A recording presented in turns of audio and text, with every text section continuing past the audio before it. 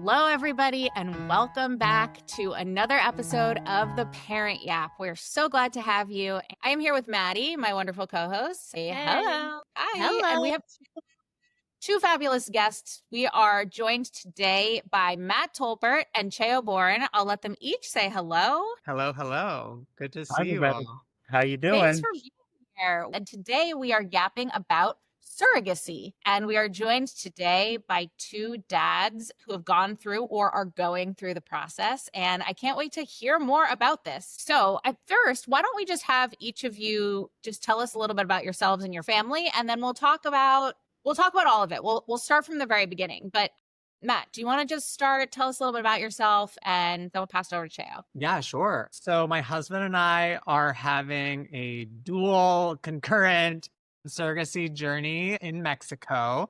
Both of our surrogates are in Mexico City. One surrogate is 21 weeks along and the other one is 12 weeks along. And my husband and I have been together for 16 years, married for 10. Amazing. And Cheo and I have been longtime friends for many, many years, and it's been a wonderful joy to watch his family grow. So Cheo, you want to tell us a little bit about you guys? Yeah, I'm happy to talk about our journey. My husband and I, we married in 2018, and shortly thereafter started our journey into surrogacy. We always knew we wanted to have a family. We have a 4-year-old daughter born of a surrogate in 2021, and we have a 4-month-old born this past Valentine's Day. We worked with a wonderful agency out of Boston. I also spent time in the preparation of our first daughter and through her birth co-hosting a podcast with a friend of mine about surrogacy and the journey, because when we started the journey, we just had no idea what was happening. And we thought maybe other folks also had no idea what was happening. So we spent a lot of time talking about it. So it's something I love talking about. And I love when people try to meekly on the streets ask me questions. They're like, ask you about surrogacy. I'm like, you don't even know who you're talking to. Let's go. I'm happy to be here. It is very okay. Ask me everything. Well, okay, so I think that's great, and congrats to both of you. Congrats on your beautiful children, Cheo, who I love near and dear to my own heart, and Matt, congrats on the pregnancies. How exciting. Okay, so let's dial it back, and I think for people listening, everyone has sort of a vague understanding of what surrogacy is, but it might be nice to just start from the beginning. What is surrogacy? What does that mean? And I guess sort of let's be glossary-y about it. What is a surrogate? What is a donor? Are they the same person? What is sort of let's spell it out for people. And if you're somebody who's a pro, you can fast forward this part. So maybe start with Cheo, and then Matt, this is just sort of a conversation. So we can just hop in and just tell us a little bit about what this all means. Great, sure. So surrogacy is a way for people to have kids who don't have the ability to carry kids on their own. And there are two types of surrogacy that are common. Traditional surrogacy, which is surrogacy in which the woman who's carrying the child is biologically the mother of that child. And then once that child is born, that child would be given to a family who is meant to be the intended parents of that child. And then there's gestational surrogacy, and that's where you hear of egg donors and all the IVF and those types of things happening when the woman carrying the child is not at all biologically related to the baby. And then once the baby's born, then that child will be handed over to the intended parents of that child. Yeah, so that's a quick one. That's a quick one. What did I miss, Matt? That was so eloquent. Way better than I would have done. And so I love that. One thing that I will add is sort of what you call a surrogate. Oftentimes, because traditional surrogacy is when the surrogate is genetically related to the child, that's just the common term, but it implies that there's some sort of a relation there, when gestational carrier is the clinical term for gestational surrogate. However, I feel it sounds so doctory, and it sounds like you're so removed someone else's from body to be a machine in some type of way. And so I don't like using that term. So I still use surrogate for gestational surrogacy just because it sounds a little bit more familial and But if that's where a lot of confusion can come in, it's not helping our cause to try to define everything, because that's when people ask us so many more questions. But that's the only thing I would add there. It makes a ton of sense. And so I guess, and correct me if I'm wrong, depending on your relationship with the surrogate or relationship with the egg donor, or whether this is going to be one person or two people, really is dependent on each individual family and what their situation is. Is that right? Like,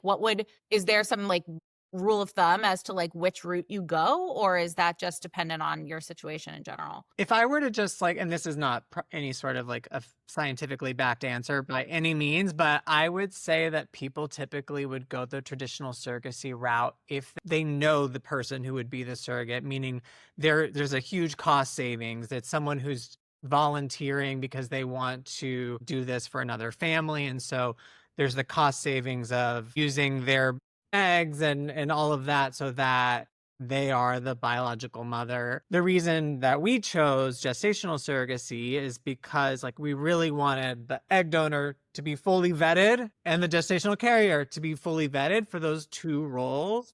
And that there's so much screening that goes into that. So that's why we went that path, but it's obviously more expensive than the other path. I would love to hear more about that vetting process. I've heard of a lot of people who have used like their sister or their cousin as a surrogate, but I don't know too many people who have gone the gestational carrier route. I would love to hear more about the process of like vetting the eggs and the carrier separately and how that all works. Yeah, and if there's agencies involved and like what that all looks like and how long it takes, because it feels like quite the process. There's so much to dig into there. Yeah, I know. So let's start with the egg donor. We really trusted our agency to do all of the biological, health, psychological screening and vetting for us. They have their processes in place. They've been doing this for years. Why would we question them when they do this all the time and it's our first time, right? So we didn't dig too much in there and trusted that everyone that they included in their egg donor database checked all of those boxes. We also have perused like several different egg donor databases as we were looking around at different surrogacy agencies, and they offer such a wide range of information. So some of them can be as simple as like a PDF with a few photos and like, you know, they like dance or they have this type of blood or whatever, like very simple, to some that are so robust where like, you know, everyone in their family, any health issues they have, how all their grandparents died, maybe a 3-minute video interview so you can see their mannerisms, how they talk, what their personality is like. Photos from baby to adulthood, really a wide range. And so, but some of them offer more, some of them offer less. So you really have a lot to choose from there. Our goal was to find, you know, trusting that all the science things were taken care of, was to find someone, that looked somewhat like a mix of my husband and I, so that our children not only look related to each other, but also related to us. And I didn't mention when I mentioned the two surrogates. So we have a single egg donor, and one baby is I'm the genetic father, and the other baby, Joshua, is the genetic father. So they would be half siblings. That is very cool. I love that. Very exciting. So that was the one thing we were looking at. And then the other thing, because we were doing a dual journey, we were advised to choose a donor who already had enough frozen eggs banked so that there would be no interruptions or issues along the way as we were doing our journey. So if you were to choose someone who only had one cycle of eggs or someone who would be doing a fresh donation, they may decide after the first time, like, I don't really want to do this again. And then we would risk our children not being related, which of course is not a deal breaker, but it wasn't our ideal scenario. So those are sort of all the nuances that went into that. In terms of, do we want to wait? And then in terms of the surrogates, the situation at least with our agency in Mexico is very different than the US. So I'd love to hear Cheo talk about his process with matching with a surrogate. So I just covered egg donor selection, and I'm about to go into surrogate matching. But maybe before I go into surrogate matching, it'd be great to hear your process, Cheo, with selecting an egg donor for your children. Super complicated, very high stakes.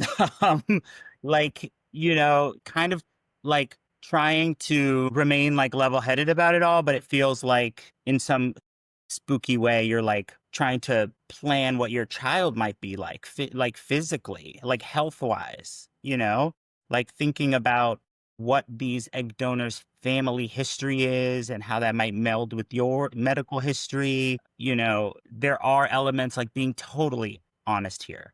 Like if you have the ability to like look at a picture of a woman who might provide you with an egg, like there is a part of your mind that thinks like, well, what might the child look like? These are all the things that Of course. you're juggling. For us, we knew we wanted an egg donor who was going to be a woman of color. So we wanted our children to look like us, to feel, a part of our family in that way, to be able to relate to our larger families in that way.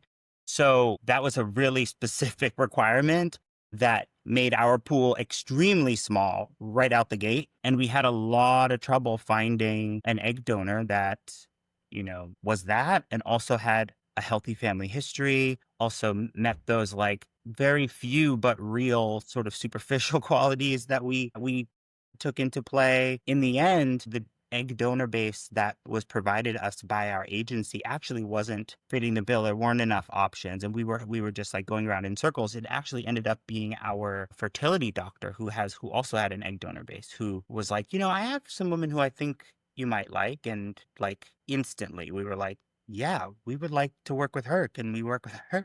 And that's how it happened for us. And then we were able to make enough embryos that both of our daughters came from that pool of eggs. So they are biologically related in that way. Yeah, and that was similar to what Matt was saying, just the quantity being able to then provide multiple children who then would have that genetic relation, which sounds like a priority to both of you. Get that. I feel like so much of your like the instinctual partnering, and even like when babies come out, they say that they look more like their biological father, so that the father like identifies with the baby because the mom just grew it. And so I think that is so like, it's just your biological instinct to want your kids to look like you. I think that is really like interesting that you had to think it out that way. But I love that you persevered, that you were like, no, these are like the few things that really matter to us. Like you were saying, Matt, that you guys really wanted to be able to do two at the same time. You've called it dual surrogacy. And I love that those were your kind of non-negotiables. I think that is a good point for people who are considering surrogacy. Like, what are your non-negotiables? Because that is so much to go through, and we've only just like scratched the surface. And really wanting them to look like us. I don't know what the percentages would be, but I would say that like a large part of it is more of public perception and how we might be treated on the streets of New York, having children, not only being a gay couple with kids, but also just like that was another reason for wanting them to look like us, like not wanting to draw, like we don't even do PDA in public. So we're just like not wanting to draw any attention to us or any scrutiny or hate or anything like that. And so that's another factor. It's not just like, oh, I want my kids to look like me. It's like, I don't want to cause any problems. Totally. Yeah, you're like, that's a safety issue too. You want to just set yourself up for as smooth a ride as you can, stepping into this sort of uncharted territory. Totally get that. The legalities around surrogacy when, I guess, through the whole process, like, I assume the agency has this taken care of, but like, what are the processes, or like, what must you go through in order to have this be your child from birth? And obviously that maybe is different for a same-sex couple. Maybe it's not. After you finally match with a surrogate, the next thing that you do is move into like surrogacy contract land. Before you even did that, you've done your personal will with your partner, so that once you have a child, if anything were to happen, the world would know what happens to your kids.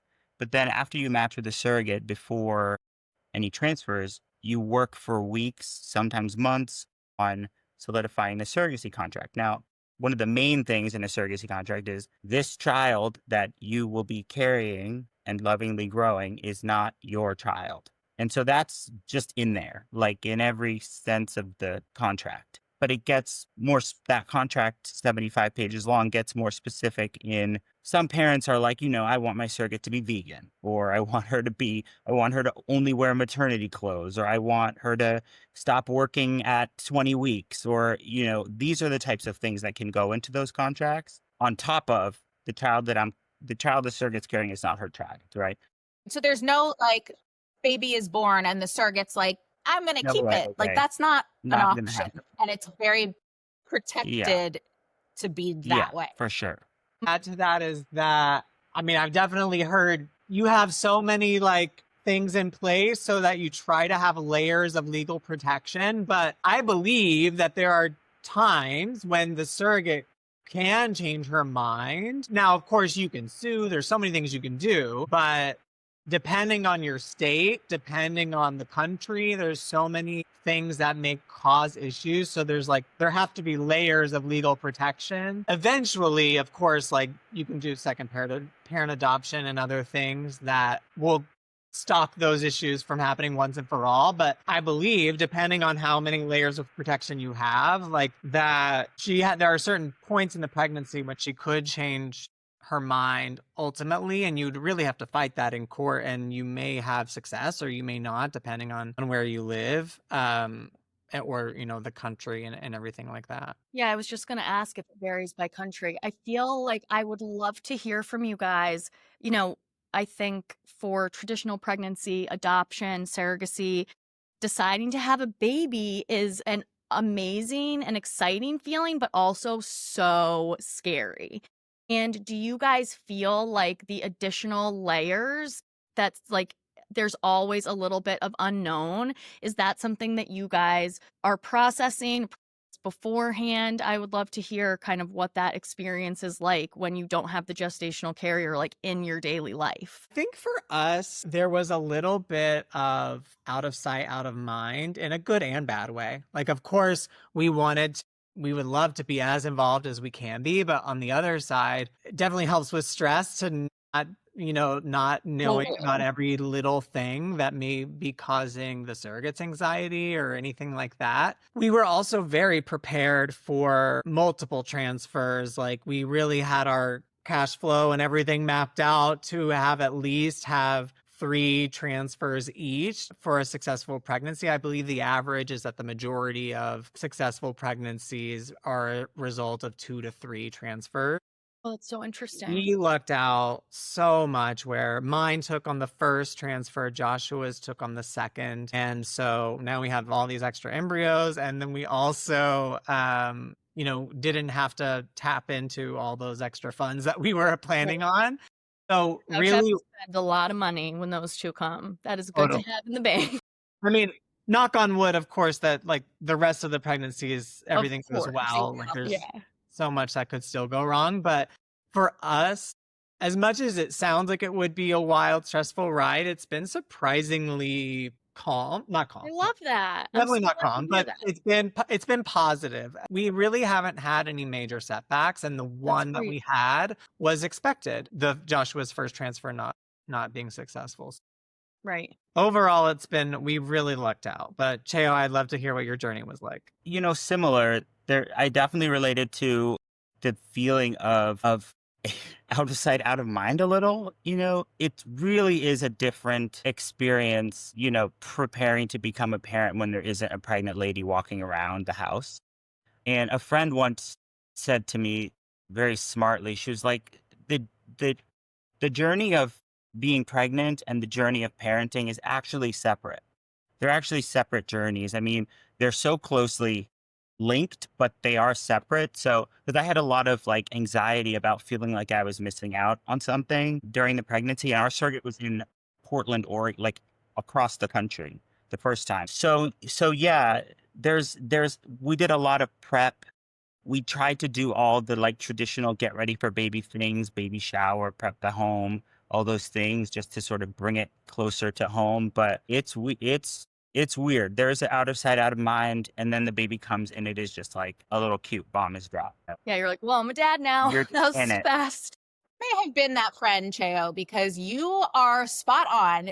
And if not, whoever it was, I agree. It's not like being pregnant is similar to having a newborn. They're fully different. They're Totally. two hard, concurrent situations. And yes, of course, you can like feel the baby Sure. at some point in there, but it's not, it's actually hard because you're exhausted from pregnancy and you go in depleted after this like hard task of birth and labor. And then all of a sudden you have a baby. So it's, I mean, in a lot of ways, your sort of nesting and Yeah. preparation period, almost like resting up and like Totally. prepping for Totally. baby, puts you at a different, like you actually started at a different place than you would have if you had just been pregnant. We and had a talk baby. about this all the time because you're absolutely right. Like, we started the journey at like 100, and heterosexual couples start like the guy's at 100 and the woman is at like, I won't say you say what percentage the woman's at.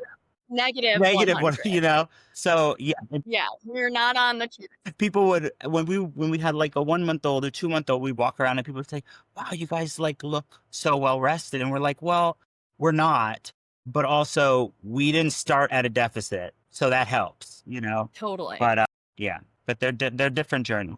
And then on Yeah. the second time, well, then you have like a Yeah, child adding a and a second baby, kid and then is you're back totally in different. right. Yeah, it's Totally different. It'll be so interesting. We'll have to do like a part 2 of this when Matt's Yeah. kids are maybe like a year old, because I would love to know what it's like. It's like basically you're going to be like raising twins, for lack of a better term. They will be a few weeks or months apart depending on when they both arrive.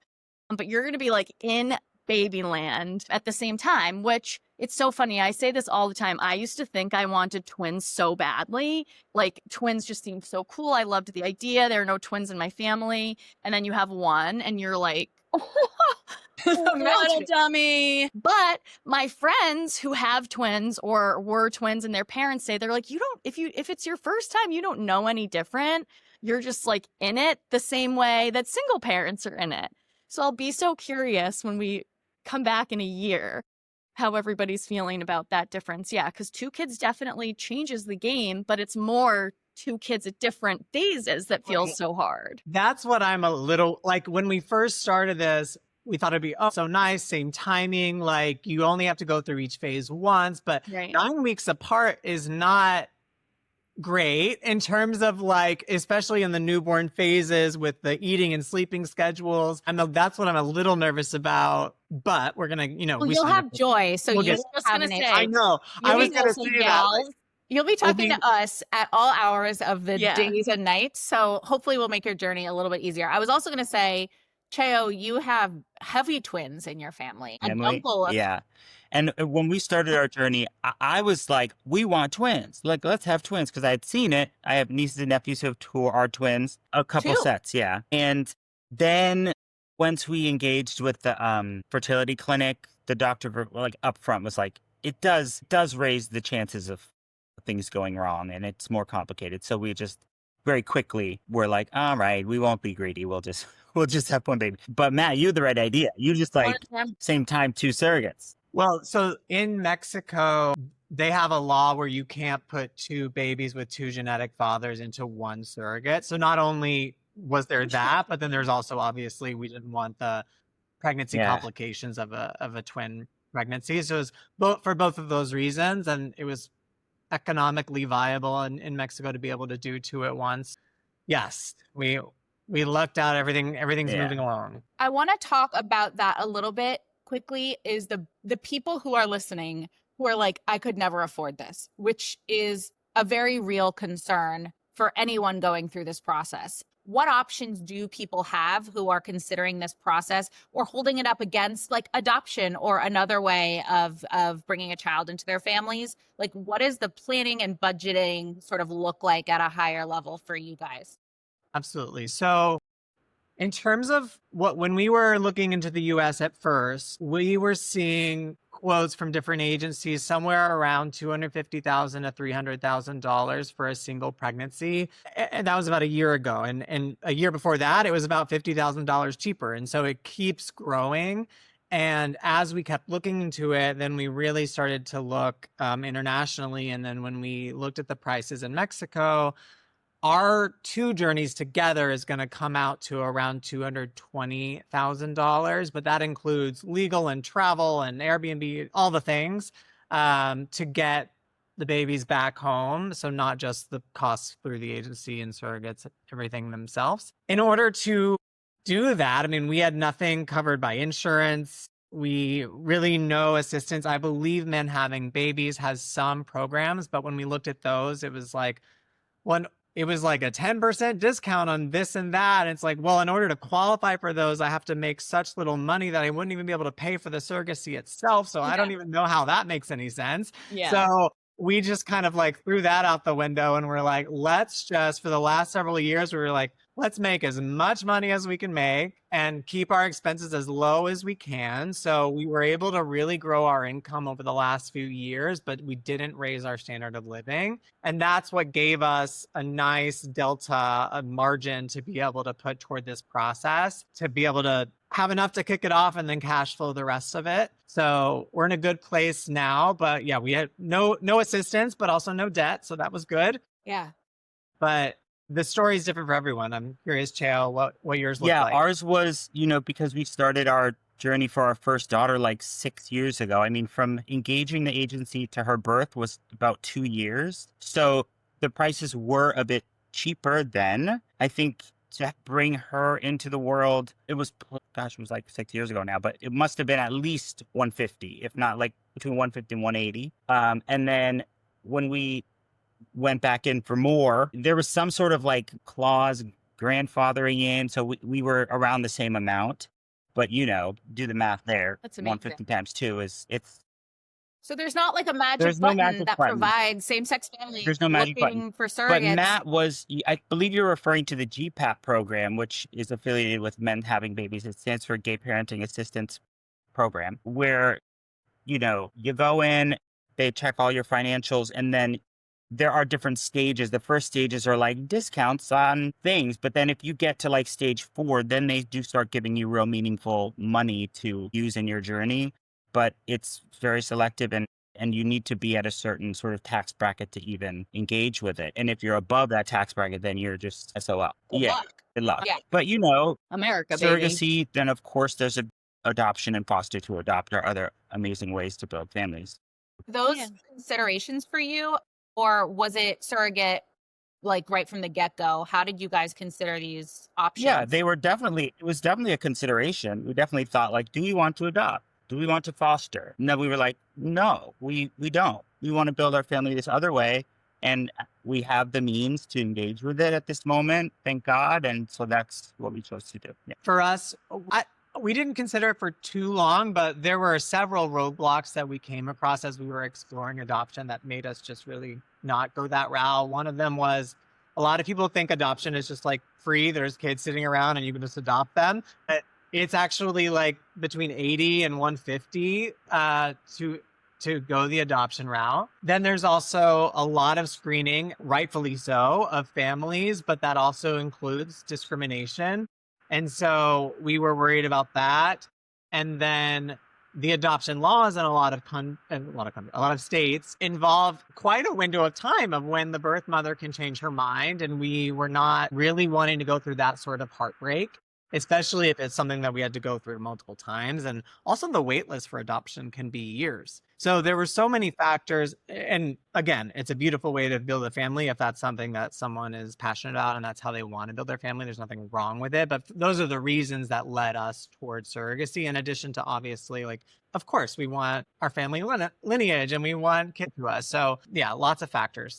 I would love to hear about the way, this is really more for Cheo, but I actually was really interested on how you and your husband talked to your older daughter about being a sister to a new baby when this was a different than maybe like her friends welcoming into siblinghood looked. Like there's no pregnant mom in her life. So what did it look like and how did she transition in that kind of journey for her? First thing about just building a family in this way with 2 fathers, a large part of my brain space is taken up by like, what are the ways I'm going to respond when questions arise for my children about how our family looks different? And one thing that my husband and I said from the beginning is we're just going to always just lead with honesty and just talk it out, right? So Indigo has always known that she came from a surrogate. She knows her surrogate's name. She's met her things. I mean, of course, she was 2 and 3 and 4 as we're explaining it, but we just talk her through it.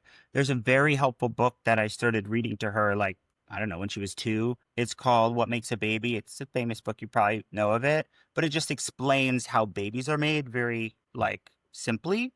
And I think that's helpful for her to just know, like, she came from an egg and a sperm. She was in a uterus. Where was that uterus? That was her surrogate, all those things. And so when it came time for her sister to come along, we just went back to those basics that we had already taught her and explained that this was happening again with a different surrogate and that, and then we had a bunch of books. I can't remember any of the Big Sister books, but we just would read her Big Sister books and, everything for children, like everything's normal. Like they don't, something's not. So you just sort of stand in the truth of it and they're fine. I would love to hear from both of you what your few pieces of advice would be to people, whether they're same-sex couples or heterosexual couples who are thinking about surrogacy. What are some pieces of advice that you would share with them before they start making big decisions? I mean, one is like, make as much money as you can. That's the biggest thing, because like you want to be able to have so much margin in case anything goes wrong. Like you really want to be able to make sure that the journeys are taken care of, your kids are taken care of, the surrogates are taken care of, and you don't want financial stress on top of all of the other stress. So that's the biggest thing, or maybe it's one of the first thing I would focus on. Yeah.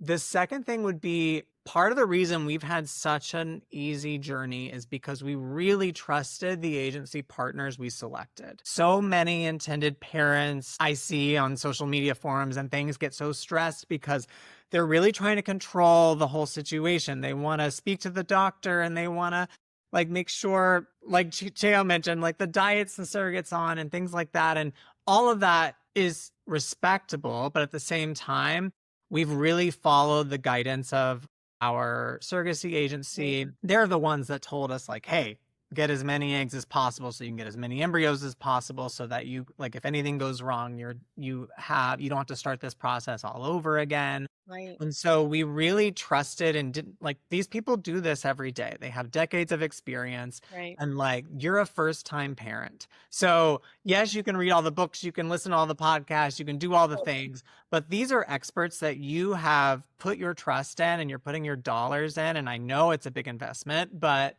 that's part of why we've been so stress-free, because we've listened to them every step of the way and we've had next to zero issues. And so that's a big piece of advice that, of course, people select bad partners all the time. So I don't want to paint it with all rainbows and unicorns, but that's part of like how obviously you should vet your surrogacy agency, you should vet all these things. But once you sign that contract and you make that deposit, you should commit and you should follow them and their advice. I love that advice. And Cheo was saying earlier how they were with an original surrogacy service and it just wasn't working out. And so they switched and now they have this beautiful family. So I love that piece of advice. I think across the board, it's so important to trust your gut when you're becoming a parent. But that is a really good little nugget of advice. Cheo, what do you got? I agree with what Matt said. And also what you just said, what I was thinking the whole time, which is like this whole journey, if you embark on a journey to build your family, it's really about trusting your gut. It's like your first practices to like having a kid in your house, and you have to trust your instincts and trust your gut. If something doesn't feel right with your agency, then you bring it up to your coordinator, and they most of the time have an answer. They have an answer that makes sense, or something will shift and go a different direction. It's really about trusting your gut, especially when you're dropping so much money on a thing. It's really not about letting anyone walk all over you and your family and the family you're building. It's about trusting your gut, trusting the agency that you're with, and it will all work out, because you're right. Matt's right. It's like, just a group of experts who just do it all the time. Yeah. Right. Yeah, I love that. That is great advice. It's good advice for parenting in general. Just trust your gut. Okay. Cheo, I would love for you also to give Matt some advice on welcoming babies soon. First is trust your gut. That's Yeah. The second one about welcoming a baby, I mean, girl, just your life is going to change forever. You will be keenly aware of your mornings and you will say to yourself, what did I used to do in the morning? Like Saturdays will come along. You say, what did I used to do? It'll be 11 and you'll say, what was I doing my whole life until 11? Because you'll wake up and you'll just be going. And then it'll be 11 and you'll say, so just be prepared. And then after a while, you start to get used to it, right? Things start to get like muscle memory. Just stay in it, keep your head down, talk to your partner. One really good piece of advice we got from our therapist before our first kid was you make a plan for the kid, you make a plan for, sleep breaks and food breaks and who's doing what throughout the night. You make a plan. Honey, I'll stay up till midnight, then you do the feeding after that. Then I'll wake up at 6 and make a plan. And then you remain flexible in the plan. That's the key because you will make a plan and then you will realize one of you is crumbling. One of you can't actually do that many late nights in a row, or one of you really needs a break. And you have to just remain flexible. You can't come back to your partner and say, well, we made a plan. So that was a huge piece of advice that we still, with the second kid, we're like doing it all the time. We're like, honey, I'm so tired. Can you please do the nights for like 2 nights? I can't, that type of thing. So make a plan, remain flexible, follow your instincts, and just be ready for your life to just completely change forever. That's it. I have a specific question Sure. for you. So I would love to know, it's kind of quick fire. What are the 2 to 3 most common things you hear in public, and how do you react to them when you're with your family? Sure. Well, people ask me all the time once they realize that I have a husband and also kids, how do you have kids? How did you come to have your kids? And I tell them. I hear that all the time. Another thing that I hear all the time in public is, when I'm walking around with my daughters, if it's just me, people will constantly assume that there's a mother at home and they'll make comments like, giving mom the day off or mom's getting some rest and that type of thing. And you sort of have to navigate that. Well, You have to navigate that a lot. What else do we get? There's a lot. I mean, we live in the world. So your kids are constantly taking in heterosexual stories, always. Mother and father households, always. Like Bluey is her favorite show, mom, dad, and then the 2 daughters, So I see her sometimes, checking in with me about it. Like, we have 2 dads, and she's cool with it. She's happy about it. But there's an element of just like constantly reinforcing that everything's good, everything's okay. And yeah, reading books, like you really have to seek out books that reflect your family so that your kids can know that too.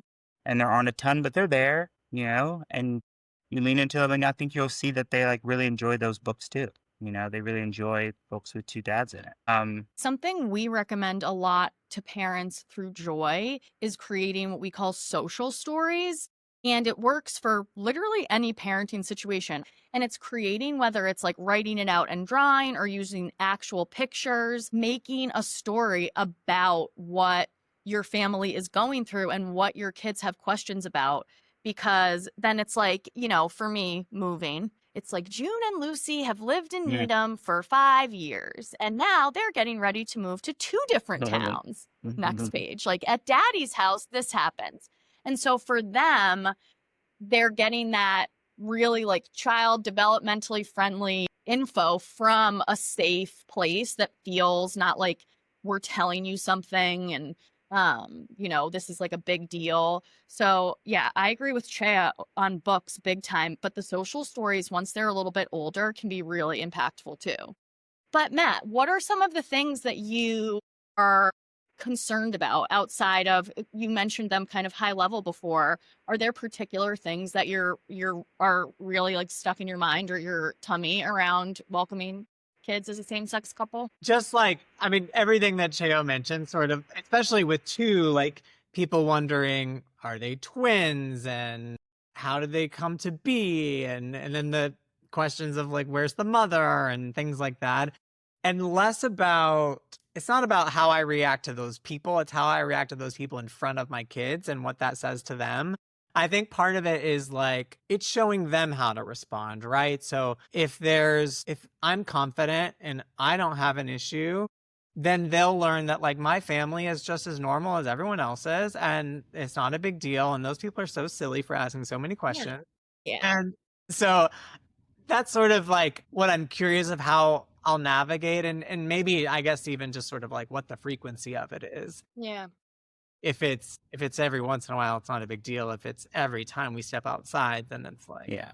I that don't could be think it will be frustrating. every time. It won't be every time, but it'll be, it'll happen. And a lot of times it'll happen so quick, it's like in passing, that your kids won't even notice, but you'll notice. Sometimes your kids will notice, but most of the time it's just a quick like passing comment that someone didn't even think they were saying, and then they don't realize that, it stays with you for like the rest of the day.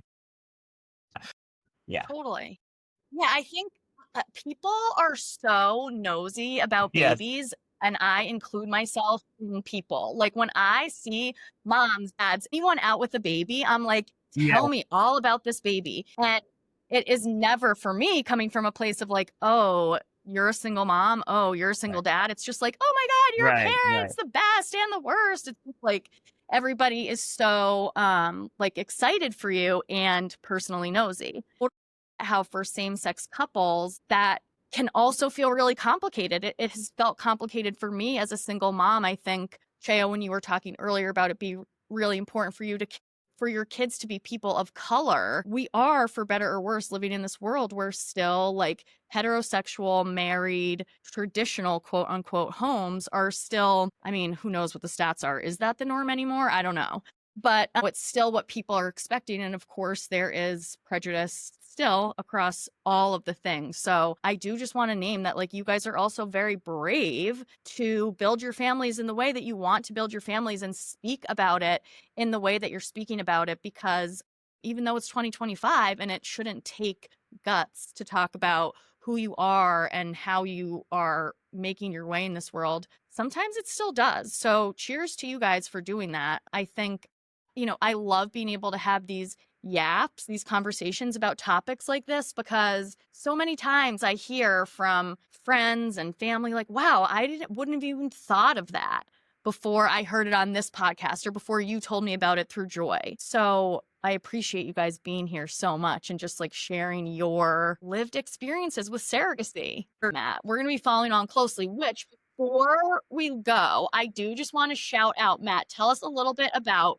your Instagram journey to like semi-Instagram famous. Well, it's funny. It actually started on TikTok, and Instagram's been like a slow riser, but it's getting there. But really just started documenting the journey, a year ago. First sort of started out with like funny little skits testing baby names. And then it became like, okay, we're getting our PGT testing results of all of our embryos. Let's break it down. And so I was trying to find like the most educational and entertaining ways to sort of educate on that process. And then really it's like every step of the way has been documenting, because A, things were performing well, but B, because just the community we've built has been so, like, I've gotten so many blessings just from all the support we've gotten. That's really cool. So it's been amazing, and we want to continue to do it. It is one of my favorite accounts recently. I love it. It's so heartwarming and funny and educational, and I love that stuff. Tell the people where they can find you on TikTok and Instagram. Sure. On Instagram, I'm Matt Tolbert, so that's 3 T's in a row, MattTolbert. And then on TikTok, Matt.Tolbert. Love it. Yeah, guys, if you are even thinking about surrogacy or you just like love funny parenting stuff, follow that journey. Just to anybody listening who, wants to build a family and can't do it on their own, needs assistance, just to use the tools that are in front of them. Get on the internet and start reading and looking, and you might be surprised that there are options that would work for you. Love it. Go ahead, Matt. Actually, to address the listeners who have built their families in more traditional ways, I just hope that this shows a little bit, paints a picture of how other families are built. And I appreciate everyone who's been so accepting and supportive. And I hope that this brings more visibility to families like ours. I know this is an amazing community, and so I hope that they will continue to champion all types of families. Yeah, absolutely. Amen to that. Thank you guys so much for being with us. We love to wrap up our episodes with a little slogan to give you guys like some creative nuggets. Our first one was, welcome to the Parent Yap, where the coffee is cold, but the parenting advice is hot. So like, It's like a Little more things like summary, that. a little bow. So it would be like yapping about surrogacy. Yapping about surrogacy, where the uterus isn't yours, but the baby is.